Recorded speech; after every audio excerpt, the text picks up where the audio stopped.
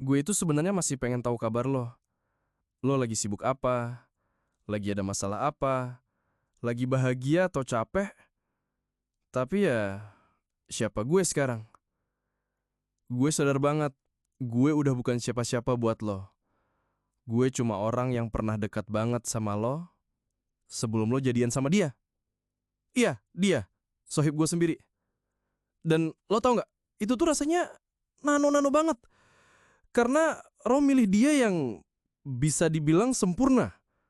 Nggak ngerokok, ibadahnya rajin, tidur nggak pernah malam-malam, anak rumahan banget. Nggak kayak gue yang, ya lo tau lah, masih berantakan. Lucunya, gue sama dia tuh sebenarnya punya cara pandang yang sama soal hidup, soal masa depan, soal banyak hal. Tapi lo tetap milih dia. Dan waktu gue tahu lo jadian sama dia, asli, itu hari yang berat banget. Padahal waktu itu gue lagi nyoba berubah, bener-bener lagi berusaha jadi lebih baik. Tapi ternyata perubahan gue nggak cukup. Akhirnya gue mutusin buat ngejauh. Nggak kuat. Gue dan lo hilang kontak setahun. Tapi anehnya, gue masih dekat sama dia. Pacar lo. Selama itu gue mikir terus. Apa arti semua yang lo lakuin ke gue dulu? Semua perhatian, dukungan, cerita lo soal keluarga lo yang bahkan sempet nyebut nama gue. Dan yang paling bikin bingung, lo sempet nggak suka pas gue deket sama temen lo.